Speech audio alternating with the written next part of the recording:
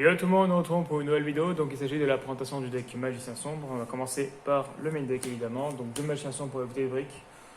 Donc très utile évidemment. La Magicienne Tunnel pareil x1 pour éviter les briques. Le Fracas x2 donc qui permet d'avoir un compteur et de péter d'enlever un compteur pour péter une carte sur le terrain. L'invocateur de Dragon Bleu qui permet de lorsque la bossée du terrain au cimetière de pouvoir ajouter un monstre normal Dragon Guerrier ou Magicien depuis le deck à la main. Sachant qu'on a que deux donc on en joue que deux c'est mieux.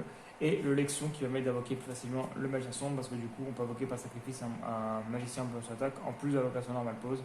Donc ça c'est intéressant et lorsque la bosse cimetière on peut ajouter un monstre normal Magicien du deck ou cimetière à la main. Toujours intéressant. Ensuite, formule magique qui permet de faire buff un monstre Magicien Sombre ou Magicien Tunnel de 700 et lorsqu'elle a bosse cimetière de gagner 1000 points de vie. Ce qui est très bien parce que du coup il y a un réseau de magie noire qui fait payer la moitié des points de vie pour invoquer un Magicien Sombre depuis le deck. 1000 couteaux x2 et attaque de la magie x2. Lorsqu'on contrôle le Magicien Sombre, on peut péter un monstre sur le terrain et là toutes les magies pièges, donc intéressant. La pierre de sagesse que je joue x1 qui permet lorsqu'on contrôle la Magicienne Ténèbres d'invoquer XP le Magicien Sombre. Baguette magique x2 qui permet de s'équiper un magicien, il a une 500 points d'attaque et on peut l'envoyer au cimetière avec elle pour piocher 2. Et le sac de magicien qui permet d'avoir accès facilement à un magicien des ténèbres ou d'autres magiciens. Puisque lorsque un magicien décale attaque, chaque joueur invoque XP un magicien avec max 2000 attaques depuis son deck en potion d'attaque. Sachant qu'en plus il n'est pas forcément forcé d'avoir un magicien dans son deck.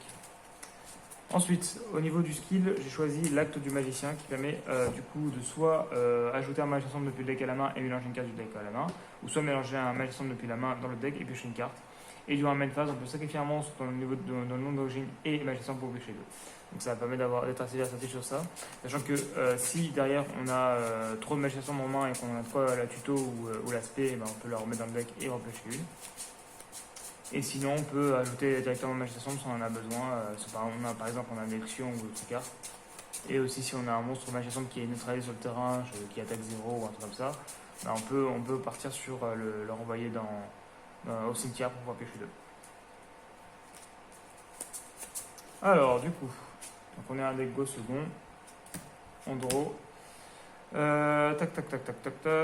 Donc là, ce qu'on peut faire, c'est juste saut 7. Comme ça, quand on détruit, on peut ajouter le deck à notre main un magicien sombre. Donc on ajoute. Voilà. Ensuite, on draw. On fait l'effet du skill, on renvoie. On draw 1. Ah, on n'a pas une super main. C'est un peu dommage. Bon, 7 et on attend. Malheureusement, là, on n'a pas une très très bonne main.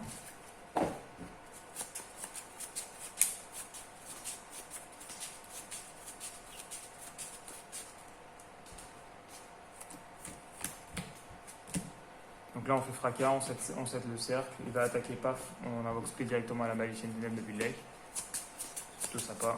Et après on draw, hop, on a deux formules magiques pour pouvoir les équiper, ou on peut sacrifier pour pouvoir faire le magicien sombre et faire attaque de magie noire.